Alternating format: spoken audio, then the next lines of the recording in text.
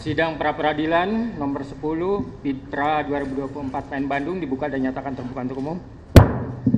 Baik ya, pemohon hadir, termohon juga hadir kuasanya.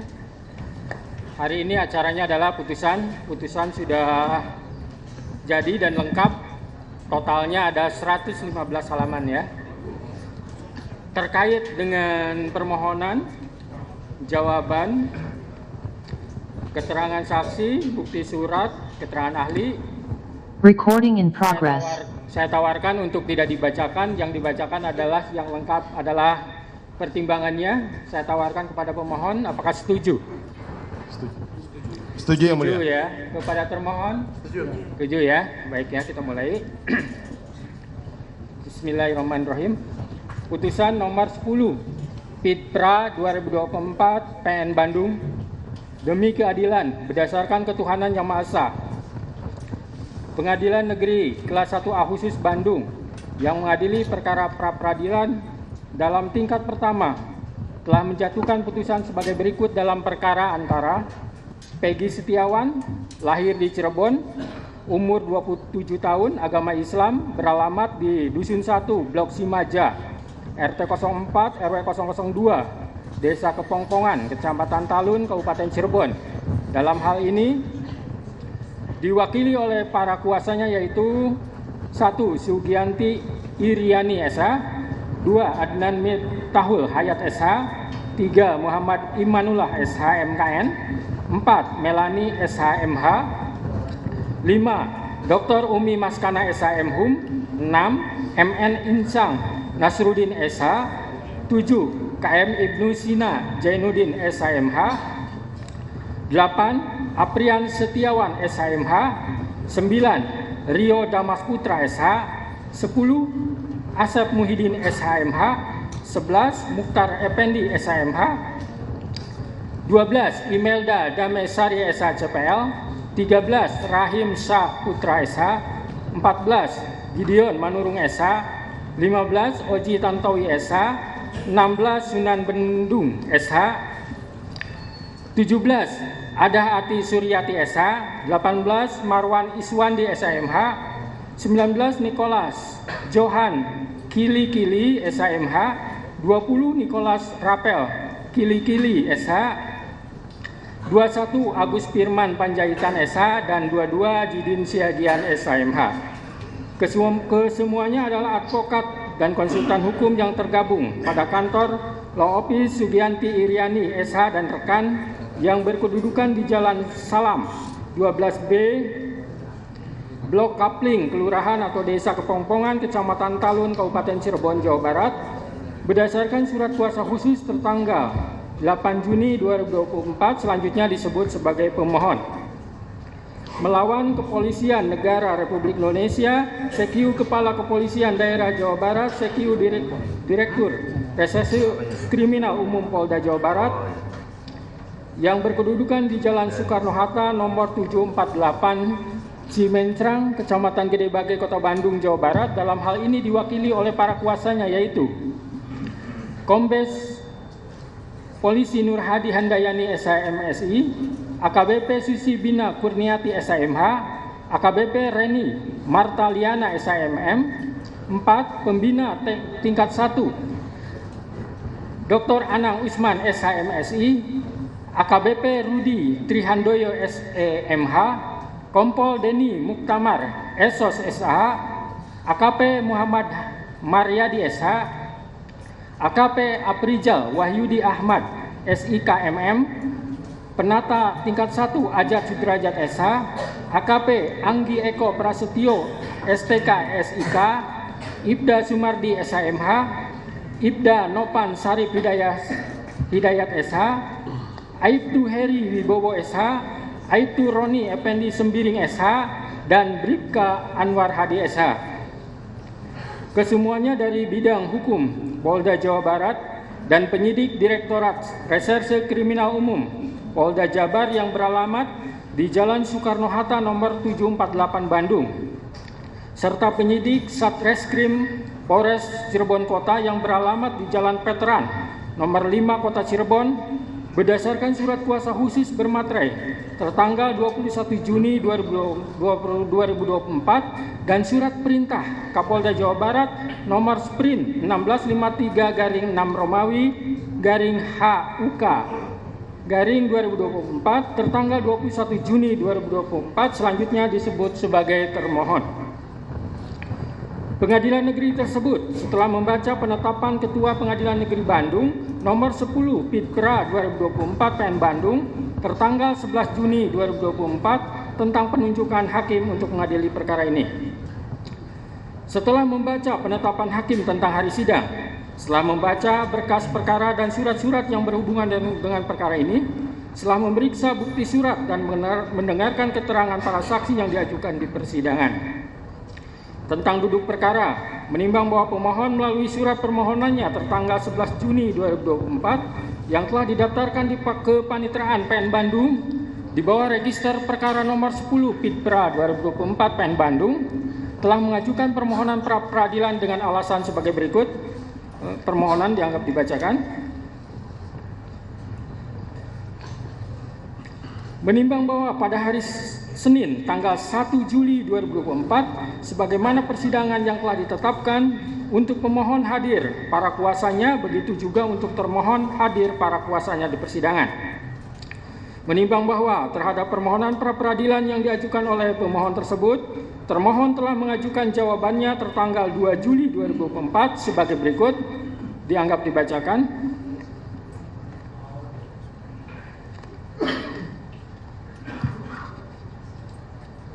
Menimbang bahwa selanjutnya pemohon dan termohon telah mengajukan replik dan duplik masing-masing tertanggal 2 Juli 2024. Menimbang bahwa untuk membuktikan dalil-dalil permohonannya, pemohon telah mengajukan bukti surat selengkapnya. Bukti surat tersebut sebagai berikut, tertanda P1 sampai dengan P31. Menimbang bahwa bukti surat tersebut telah dicocokkan sesuai dengan aslinya, kecuali bukti P1, P3, P16, P17, P21, P25, P26, P27, P28, P29, P30, dan P31 fotokopi dari fotokopi. Sedangkan P13, P14, P15, P18, P19, P23, P24, dan P27 hasil dari print out dan semuanya telah bermaterai cukup. Menimbang bahwa di samping bukti surat tersebut, pemohon juga telah mengajukan 4 orang saksi yang telah memberikan keterangan di bawah sumpah, yaitu 1 saksi Dede Kurniawan, 2 saksi Agus Kurgunawan, 3 saksi Riana Yolantina, dan 4 saksi Suharsono. Menimbang bahwa pemohon juga telah mengajukan 1 orang ahli yang telah memberikan pendapatnya di bawah sumpah atau janji, yaitu ahli Profesor Dr. Suhandi Cahaya SH.MH MBA yang telah memberikan pendapat yang pada pokoknya sebagai berikut, juga dianggap dibacakan. Menimbang bahwa untuk membuktikan dalil-dalil sangkalannya, termohon telah mengajukan bukti surat selengkapnya. Bukti surat tersebut yaitu sebagai berikut, bukti surat T1 sampai dengan bukti surat T77. Menimbang bahwa bukti surat tersebut telah dicocokkan sesuai dengan aslinya, kecuali bukti surat T1, T15, T16, T17, T18, T32, T33, T45, T46, T47, T48, dan T75. Fotokopi dari fotokopi dan semuanya telah bermaterai cukup. Menimbang bahwa termohon di dalam perkara pra peradilan akuo tidak mengajukan saksi, akan tetapi telah mengajukan 1 orang ahli, yaitu Profesor Dr. Agus Surono SHMH yang telah memberikan pendapat yang pada pokoknya sebagai berikut, dianggap dibacakan.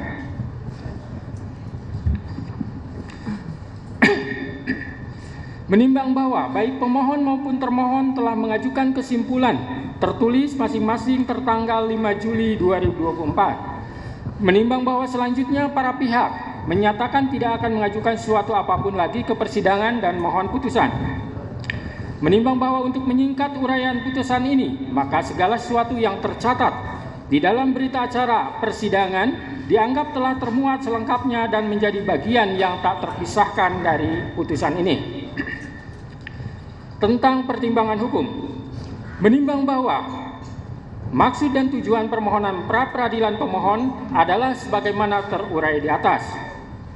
Menimbang bahwa pada pokoknya menurut pemohon, penetapan tersangka kepada pemohon berdasarkan surat ketetapan nomor S/90-5-1.24/2024 tanggal 21 Mei 2024 atas nama Peggy Setiawan beserta surat yang berkaitan lainnya dinyatakan tidak sah dan batal demi hukum.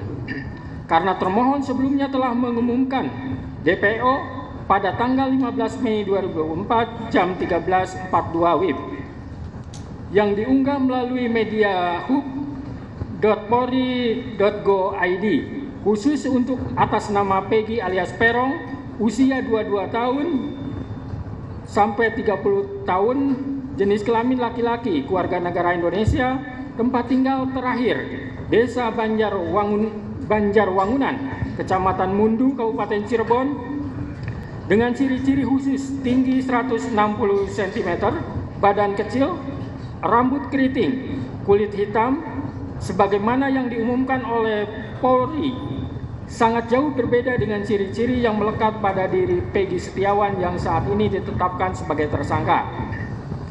Bahwa untuk dapat disebut seseorang DPO, maka mengacu pada pasal 17 angka 6 Perkap Kapolri nomor 6 tahun 2019 tentang manajemen penyidikan menyebutkan tersangka yang telah dipanggil untuk pemeriksaan guna penyidikan perkara dan tidak jelas keberadaannya dicatat di dalam daftar pencarian orang dan dibuatkan surat pencarian orang. Akan tetapi dalam fakta perkara akuo, pemohon tidak pernah dipanggil oleh termohon dalam perkara tersebut. Dan pemohon tidak pernah melarikan diri, terkecuali sebelumnya apabila pemohon telah dipanggil oleh termohon secara sah, kemudian ia mengabaikan atas panggilan tersebut. Maka hal tersebut layak dilakukan penetapan tersangka selama telah ditemukannya dua alat bukti tanpa kehadirannya in absentia. Menimbang bahwa selanjutnya menurut pemohon, prasa bukti permulaan yang cukup dan bukti yang cukup dalam pasal 1 angka 14 patut diduga, pasal 17 dan pasal 21 ayat 1 KUHP harus ditafsirkan sekurang-kurangnya minimal dua alat bukti, serta berlandaskan kepada pasal 184 KUHP, serta disertai pemeriksaan calon tersangkanya. Kecuali tindak pidana yang penetapannya tersangkanya dimungkinkan dilakukan tanpa kehadiran in absentia. Artinya sebelum Peggy Setiawan ditetapkan tersangka, maka termohon memiliki kewajiban untuk melakukan klarifikasi terlebih dahulu kepada pemohon. Menimbang bahwa dalil-dalil yang dikemukakan oleh pemohon dalam permohonan tersebut telah dibantah oleh termohon dengan surat jawaban tertanggal 2 Juli 2024 sebagaimana terurai di atas. Menimbang bahwa untuk membuktikan permohonannya, pemohon telah mengajukan bukti surat yang ditandai dengan bukti P1 sampai dengan P31 dan mengajukan 1 orang ahli serta 4 orang saksi. Sedangkan untuk membuktikan bantahannya, termohon telah mengajukan bukti surat berupa T1 sampai dengan T77 serta mengajukan 1 orang ahli. Menimbang bahwa terhadap bukti-bukti yang diajukan baik oleh pemohon maupun oleh termohon, hakim pra-peradilan hanya akan mempertimbangkan alat bukti yang ada relevansinya dengan persoalan dalam perkara pra-peradilan ini. Sedangkan yang dianggap tidak relevan dengan perkara akuo dengan sendirinya akan dikesampingkan. Menimbang bahwa hakim pra-peradilan tidak mengadili apakah seseorang itu bersalah atau tidak bersalah, serta tidak juga mengadili apakah seseorang itu pelaku atau bukan pelaku, karena sesuai dengan peraturan Mahkamah Agung RI nomor 4 tahun 2016 dalam bab 2 pasal 2 ayat 2 menentukan bahwa pemeriksaan pra-peradilan terhadap pemohon tentang tidak sahnya penetapan tersangka hanya menilai aspek formil, yaitu apakah ada paling sedikit 2 alat bukti yang sah dan tidak memasuki materi perkara. Menimbang bahwa sebelum hakim mempertimbangkan lebih lanjut apakah permohonan pra-peradilan yang diajukan oleh pemohon beralasan atau tidak, maka terlebih dahulu akan dipertimbangkan tentang berwenang tidaknya hakim pra-peradilan untuk mengadili tentang sah tidaknya penetapan tersangka berdasarkan surat ketetapan nomor Estap 90/5 Romawi Res 124/2024 Distreskrimum tanggal 21 Mei 2024 atas nama Peggy Setiawan.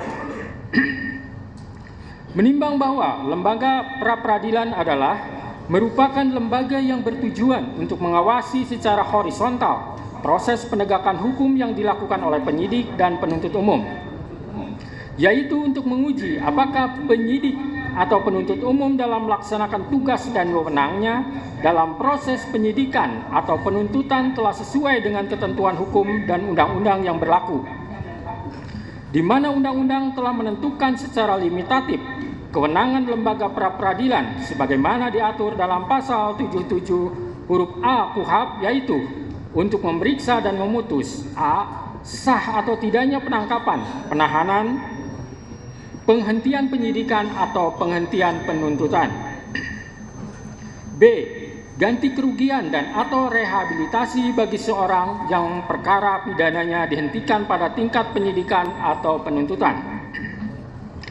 Menimbang bahwa apabila mengacu pada ketentuan pasal 77 KUHP, maka jelas pengujian sah tidaknya penggeledahan dan penyitaan tidak termasuk ke dalam kewenangan lembaga pra-peradilan, dan dalam praktek peradilan selama ini hakim selalu berpedoman pada ketentuan pasal 77 KUHP untuk menentukan kewenangannya dalam memeriksa dan mengadili permohonan pra-peradilan tersebut.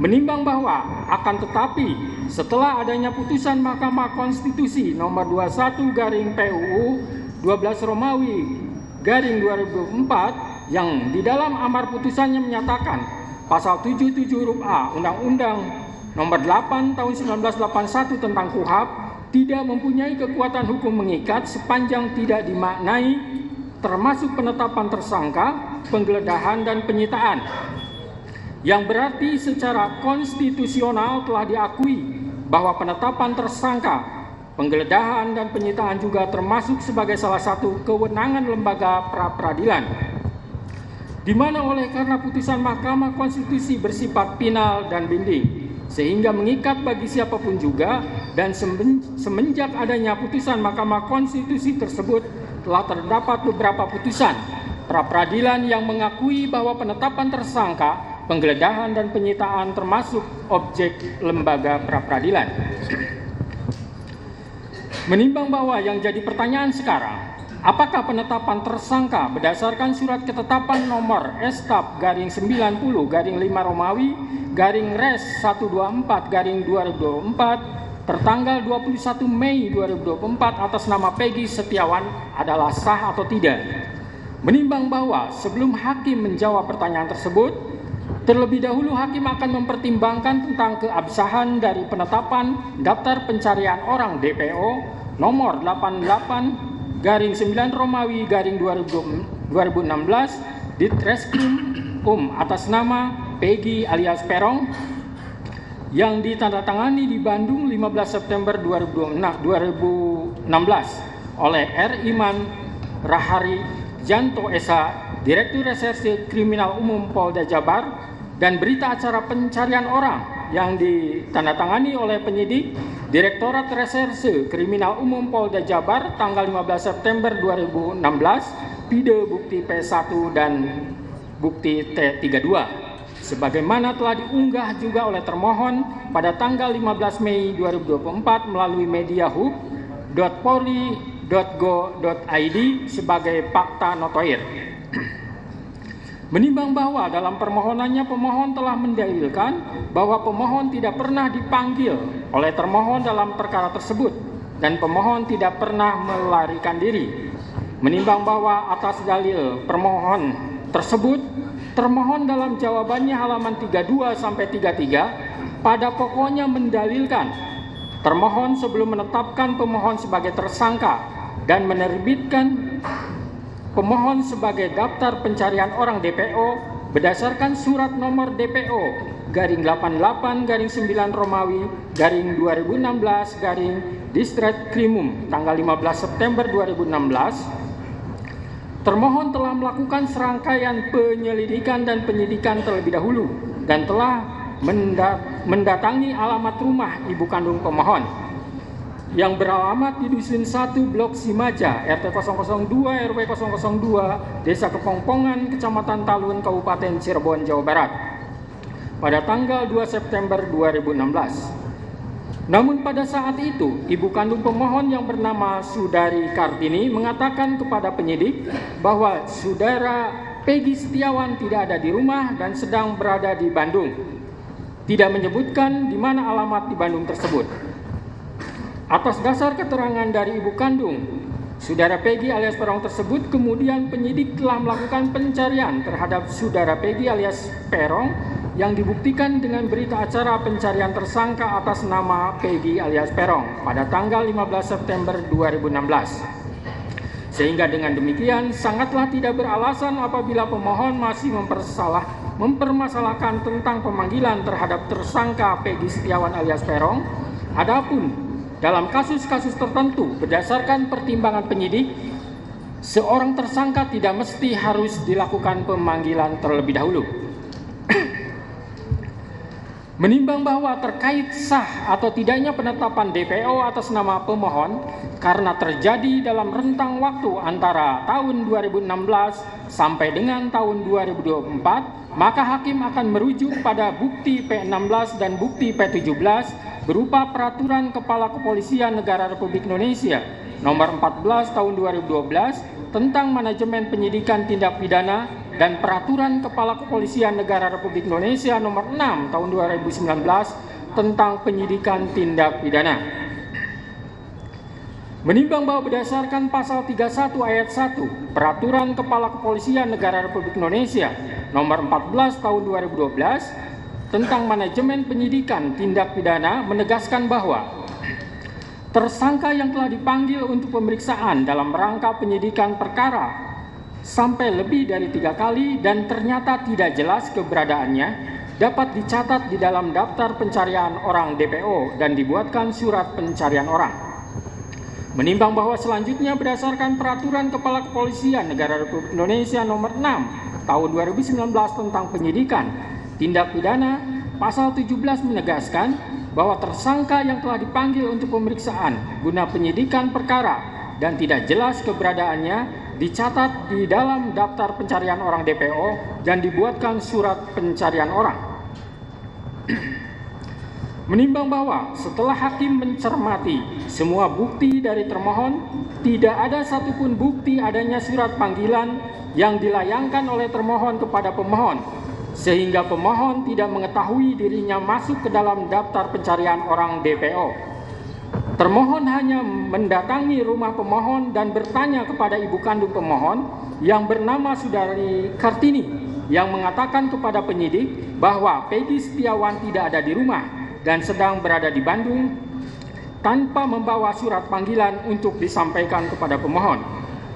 Menimbang bahwa hakim tidak sependapat dengan dalil dari termohon yang mengatakan tidak perlu pemanggilan terhadap pemohon karena menurut hakim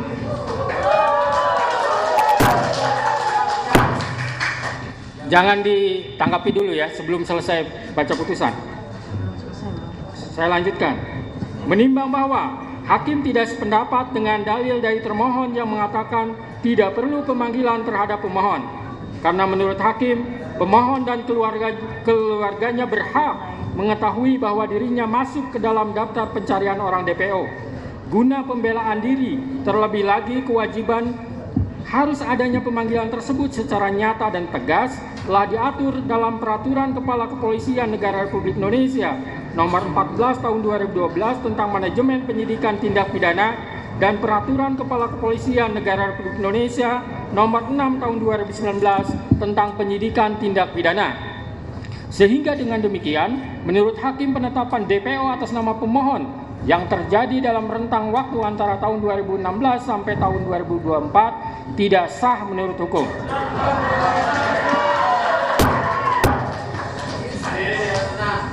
Tahan dulu. Menimbang bahwa selanjutnya hakim akan mempertimbangkan terkait penetapan tersangka berdasarkan surat ketetapan nomor Estap garing 90 garing 5 Romawi garing Res 124 garing 2024 garing Diskrimum tanggal 21 Mei 2024 atas nama Peggy Setiawan adalah sah atau tidak. Menimbang bahwa pemohon mendalilkan menurut pemohon prasa bukti permulaan yang cukup dan bukti yang cukup dalam pasal 1 angka 14 patut diduga, pasal 17 dan pasal 21 ayat 1 KUHP harus ditafsirkan sekurang-kurangnya minimal 2 alat bukti serta berlandaskan kepada pasal 184 KUHP disertai pemeriksaan calon tersangkanya, kecuali tindak pidana yang penetapan tersangkanya dimungkinkan dilakukan tanpa kehadiran in absentia. Artinya sebelum Peggy Setiawan ditetapkan tersangka, maka termohon memiliki kewajiban hukum untuk melakukan klarifikasi terlebih dahulu pada pemohon. Menimbang bahwa terkait dalil termohon dalam jawabannya pada halaman 27 sampai 28 yang pada pokoknya menegaskan bahwa penetapan tersangka yang dilakukan oleh termohon sudah memenuhi syarat-syarat sebagaimana dimaksud dalam A. Pasal 1 angka 14 Undang-Undang Nomor 8 Tahun 1981 tentang hukum acara pidana menyebutkan bahwa tersangka adalah seseorang yang karena perbuatannya atau keadaannya berdasarkan bukti permulaan patut diduga sebagai pelaku tindak pidana. B. Putusan Mahkamah Konstitusi Republik Indonesia Nomor 21 garing PUU 12 Romawi garing 2014 tertanggal 16 Maret 2015 yang dalam amar putusannya menyatakan prasa bukti permulaan yang cukup dan bukti yang cukup sebagaimana ditentukan dalam pasal 1 angka 14, pasal 17 dan pasal 21 ayat 1 Undang-Undang Nomor 8 Tahun 1981 tentang hukum acara pidana Lembaran Negara Republik Indonesia tahun 1981 nomor 76 tambahan Lembar Negara RI nomor 3209 tidak mempunyai kekuatan hukum mengikat sepanjang tidak dimaknai bahwa bukti permulaan yang cukup dan bukti yang cukup adalah minimal 2 alat bukti yang termuat dalam pasal 184 Undang-Undang Nomor 8 Tahun 1981 tentang hukum acara pidana. Bahwa dengan sudah terpenuhinya syarat formil dan material terhadap penetapan tersangka Peggy Setiawan alias Peron, maka secara yuridis tindakan termohon akuo adalah sudah sesuai dengan prosedur hukum.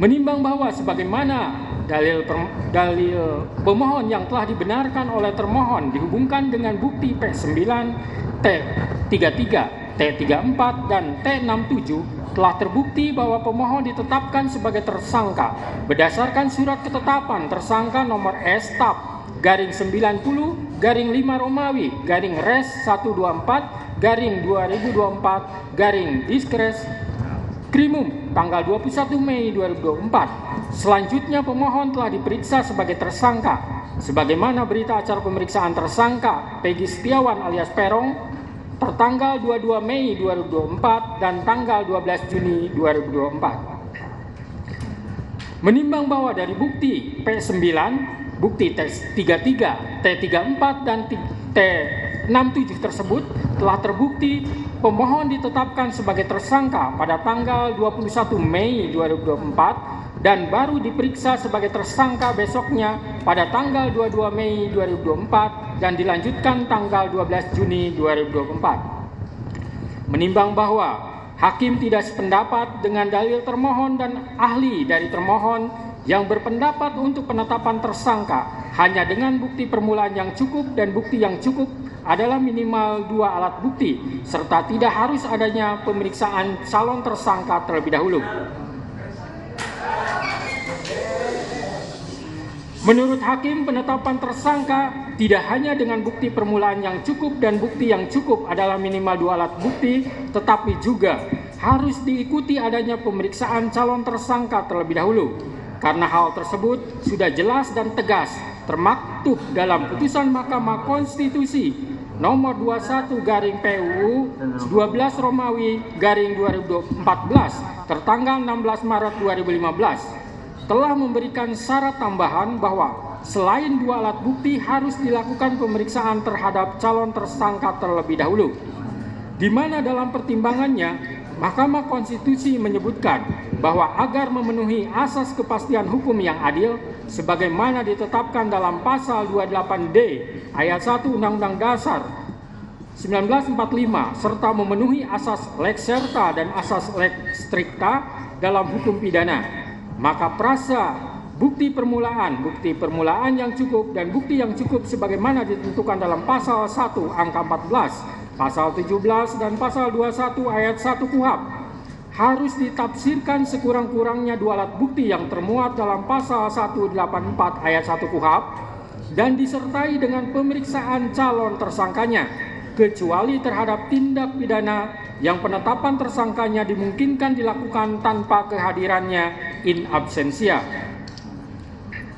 Menimbang bahwa pemeriksaan calon tersangka walaupun tidak dicantumkan dalam amar putusan, melainkan dibunyikan dalam pertimbangannya, akan tetapi putusan Mahkamah Konstitusi tersebut bersifat final dan mengikat, maka sepatutnya isi putusan seluruhnya harus dipatuhi terlebih lagi oleh penegak hukum. Menimbang bahwa keharusan adanya pemeriksaan calon tersangka di samping minimum 2 alat bukti tersebut semata-mata bertujuan untuk memberikan transparansi dan perlindungan hak asasi seseorang agar sebelum ditetapkan sebagai tersangka sudah dapat memberikan keterangan yang seimbang dengan minimum 2 alat bukti yang sah yang telah ditemukan oleh penyidik. Menimbang bahwa oleh karena sebagaimana fakta di persidangan tidak ditemukan bukti satupun yang menunjukkan bahwa pemohon dalam penyidikan yang dilakukan oleh termohon pernah dilakukan pemeriksaan sebagai calon tersangka sebelum ditetapkan sebagai tersangka oleh termohon, maka menurut hakim penetapan tersangka atas pemohon haruslah dinyatakan tidak sah dan dinyatakan batal demi hukum.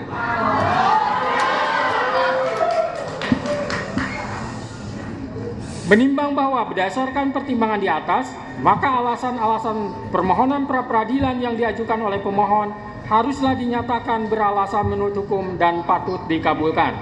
Menimbang bahwa oleh karena penetapan pemohon sebagai tersangka didasarkan pada penyidikan yang tidak sah, maka seluruh tindakan termohon terhadap pemohon menjadi tidak sah.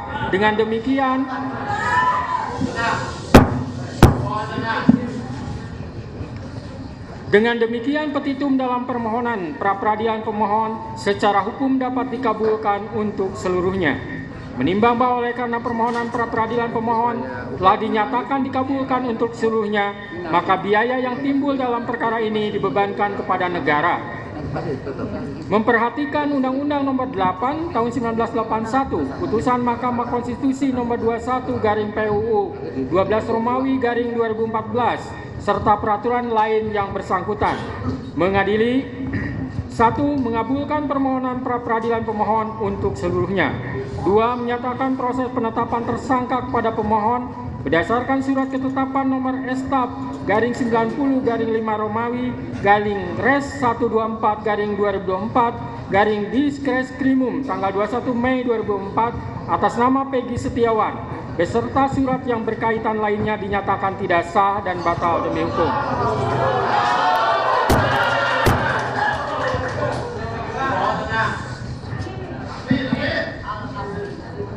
3. Menyatakan tindakan termohon menetapkan pemohon sebagai tersangka dugaan tindak pidana perlindungan anak dan atau pembunuhan berencana dan atau pembunuhan sebagaimana dimaksud dalam pasal 80 ayat 1 Junto pasal 81 ayat 1 Undang-Undang RI nomor 35 tahun 2014 tentang perubahan atas Undang-Undang RI nomor 23 tahun 2022 tentang perlindungan anak dan atau pasal 340 dan pasal 338 Junto pasal 55 ayat 1 KUHP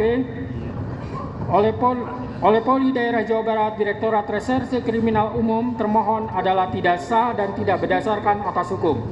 4. Menetapkan surat ketetapan tersangka nomor Estap garing 90 garing 5 Romawi garing Res 124 garing 2024 garing Diskreskrimum tanggal 21 Mei 2004 batal demi hukum. 5. Menyatakan tidak sah segala keputusan dan atau penetapan yang dikeluarkan lebih lanjut oleh termohon yang berkenaan dengan penetapan tersangka atas diri pemohon oleh termohon. 6. Memerintahkan kepada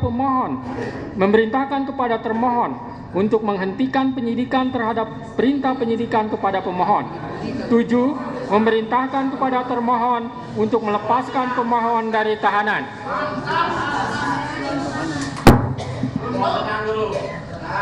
8. Memulihkan hak pemohon dalam kemampuan, kedudukan, dan harkat serta martabatnya seperti sedia kala. Dan 9. Membebankan biaya perkara kepada negara. Demikianlah diputus pada hari ini Senin, tanggal 8 Juli 2024 oleh Eman Sulaiman sebagai Hakim Tunggal. Berdasarkan penetapan Ketua Pengadilan, putusan tersebut diucapkan dalam persidangan yang terbuka untuk umum pada hari ini oleh hakim tersebut dengan dibantu oleh Muhammad Al-Atta sebagai panitera pengganti pada PN Bandung dengan dihadiri oleh kuasa pemohon dan kuasa termohon. Demikian putusan sudah dijatuhkan. Intinya permohonan pra peradilan dari pemohon dikabulkan.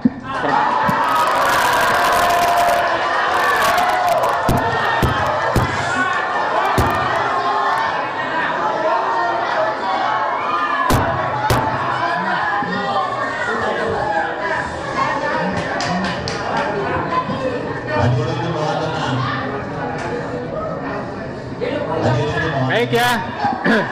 Baik, dengan telah dibacakannya putusan tersebut, maka perkara pra peradilan atas nama Saudara Peggy Setiawan selesai dan sidang dinyatakan ditutup.